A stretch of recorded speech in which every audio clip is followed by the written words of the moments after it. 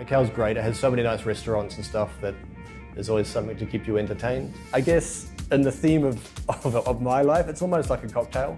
It's a lot of random ingredients that somehow, when they're put together, it creates something quite special and it makes quite an interesting place. And I think the other big thing for me is, I think maybe I'm biased, but Macao must be one of the safest places in the world. I'm Dan McAulay from New Zealand. Here I am now in Macao. I came here in 2010 as a pilot. Came here for something different, a chance of a job. Then we set up this business here in 2020-ish, and now we have Macao's first gin distillery. We started on my balcony at home with a small distilling kit that my wife bought me, and we made some gin. And this was just as COVID was beginning, and pilots obviously weren't flying too much in COVID. And then one day I emailed one of the government departments in Macao and said, hey, what are the chances of us successfully opening a distillery in Macao? We were lucky that the government department that we approached at the start, they held our hand and guided us through the whole thing, which was incredible.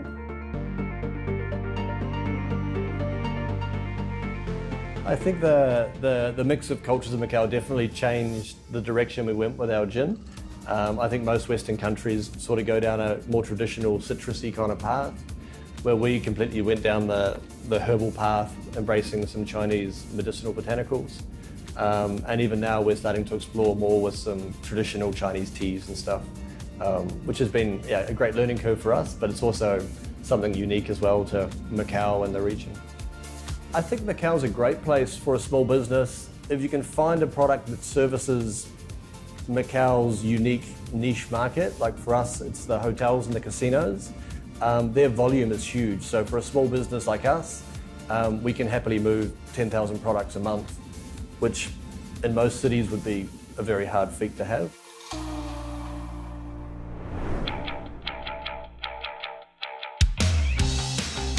We kept pretty busy, juggling a business and a job.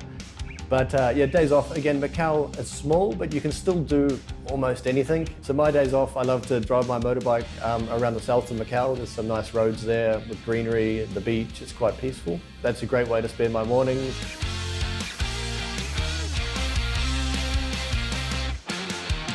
And then if my wife and kids are not at school or working, we catch up at the beach.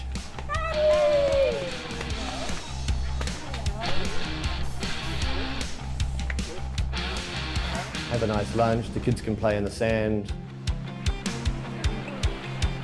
I'm a lover of coffee and anything food, more or less, so Kolawan Village, which is just around the corner from the beach. It's a great place to explore, a lot of old school history stuff there, so every time you go there, there's always something new that you haven't seen before.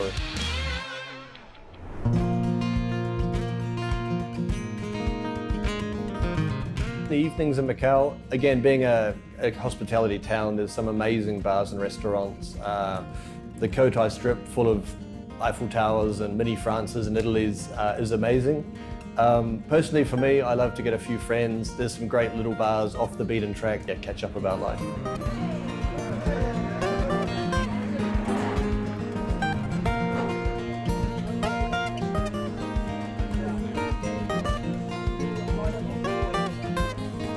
On the flip side, if we want to have a more quiet evening, quite often if I'm here in the evening, Macao being small, I can flick a message to a few friends and within a few minutes they can turn up, maybe play some guitar here and just relax and enjoy the evening.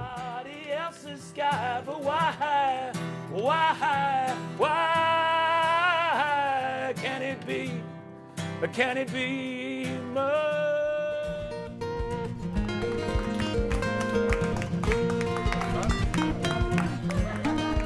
Yeah, I think for us, we want to keep this factory operating. We like Macao, the kids are super happy here.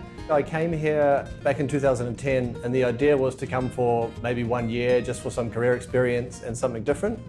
And then Macao's one of these interesting places that the longer you stay here, the more enjoyable it gets and it becomes home quite quickly, I guess.